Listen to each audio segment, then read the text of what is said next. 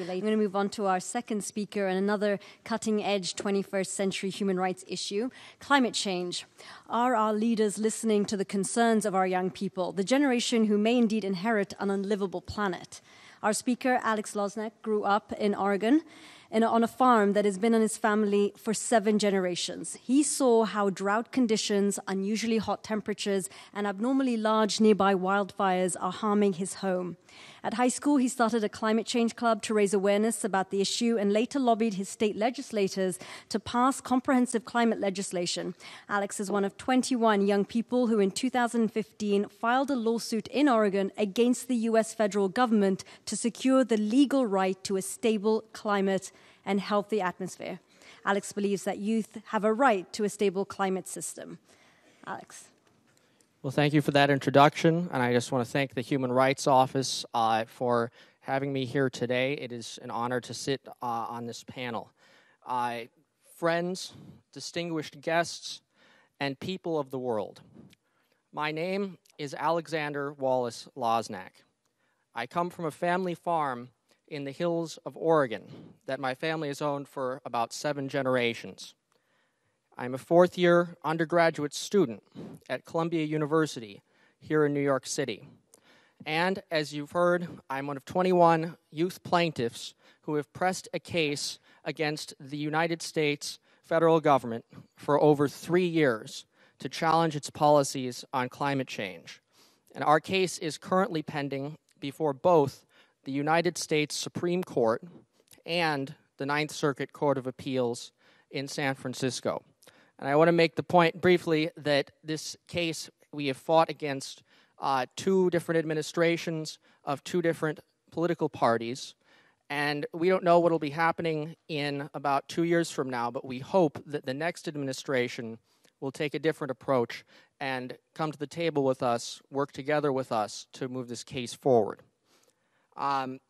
So I'm here to speak about the 70th anniversary of the Universal Declaration of Human Rights and how I believe the Declaration and its principles can guide our society's response to the existential threat of climate change. Now, as we gather here today, it's clear that we live in troubled times.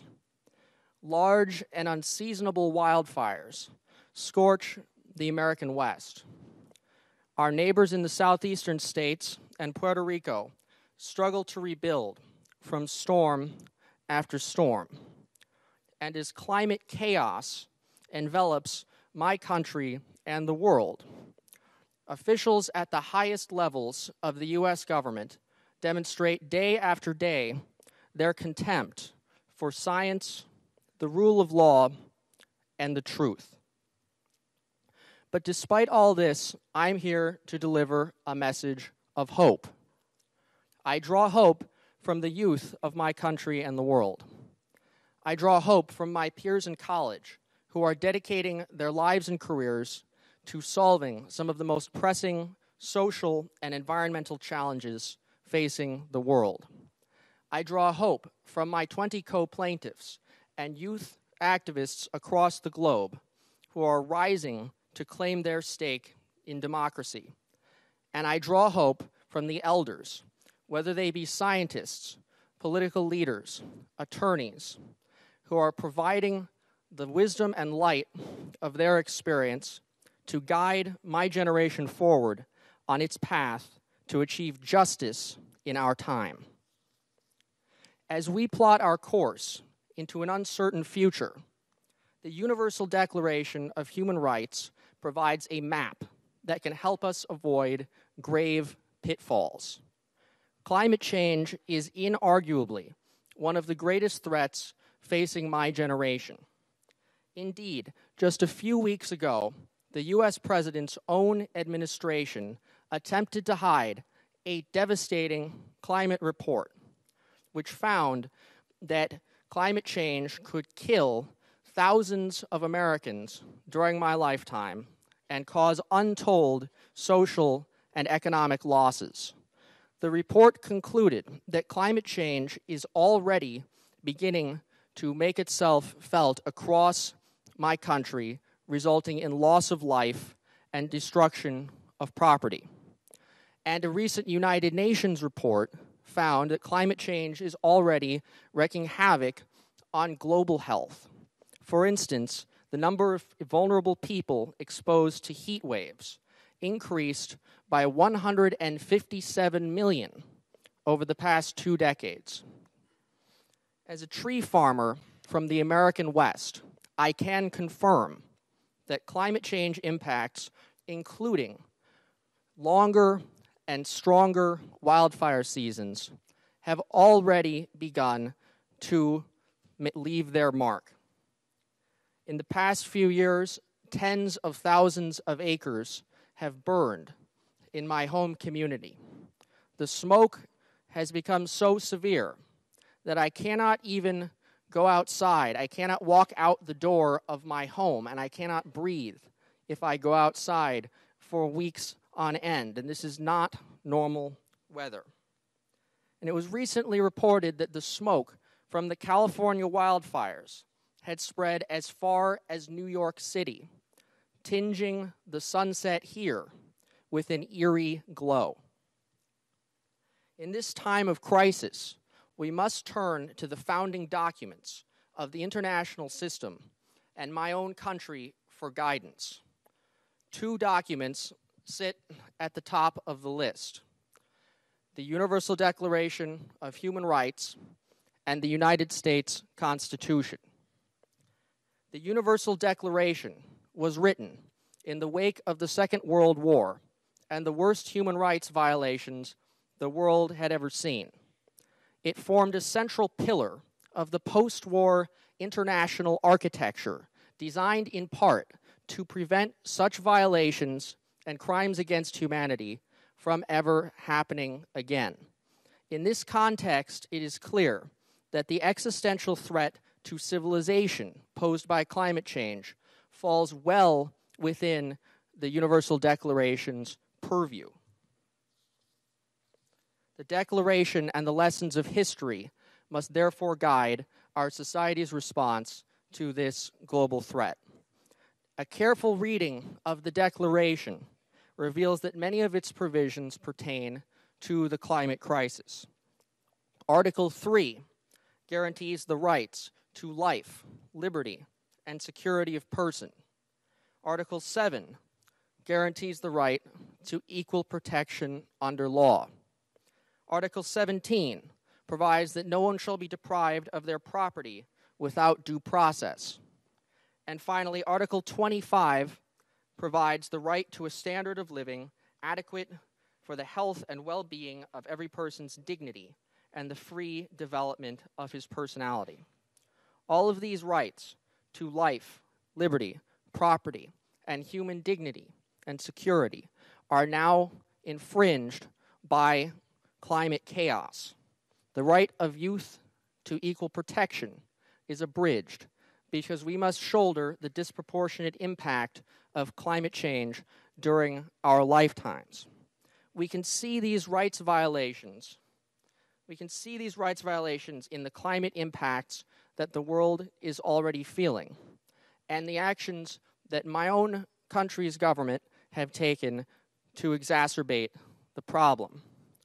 Now, this administration's actions have set it apart from virtually every country on earth to hold back progress on this pressing global issue.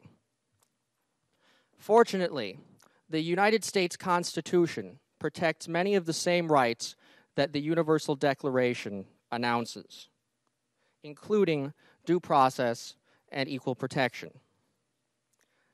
That is why the federal judge overseeing our case held that, quote, where a complaint alleges that governmental action is affirmatively and substantially damaging the climate system in a way that will cause human deaths, shorten human lifespans, result in widespread damage to property, threaten human food sources, and dramatically alter the planet's ecosystem, it states a claim for a due process constitutional violation. And she went on to say that to hold otherwise would be to say that the government can knowingly poison the air that its citizens breathe or the water its citizens drink and kill its own citizens without violating the Constitution, and that is clearly not the case. So, as the gears of justice turn, we can take heart in the actions of youth around my country and the world to reclaim democracy and respond to the present crisis. The millennials and Generation Z together now form one of the largest demographics in American history. We are already participating in democracy at higher rates than our parents did at our age. And we will continue participating, and our influence will only grow in the years to come. And we have forged ties with our contemporaries in other countries across the world. We draw inspiration from the 10,000 Australian school children who walked out of class in the past few weeks to protest their government's support for a new coal mine. We draw inspiration from youth around the world in nations as diverse as the Netherlands and Colombia, who filed human rights cases against their own governments and secured judicial declarations affirming their rights and requiring their governments to take action to mitigate carbon emissions and deforestation.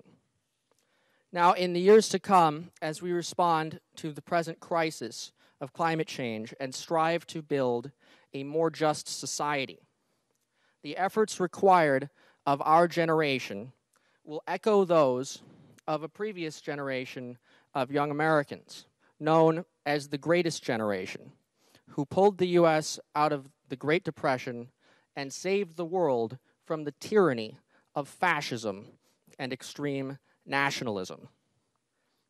President Franklin Roosevelt, an architect of the Universal Declaration and the United Nations, once told the Greatest Generation that there is a mysterious cycle in human events. To some generations, much is given. Of other generations, much is expected. This generation, he told them, has a rendezvous with destiny. My generation now faces its own rendezvous with destiny. And although the challenges that we face in the 21st century will rival those that our great-grandparents faced in the 20th, there is still hope. We have the principles embodied in the Universal Declaration of Human Rights to guide us forward. With this fact in mind, I say with confidence that we will meet our own destiny, overcome any obstacle, and build a better future for ourselves and all those to follow us. Thank you.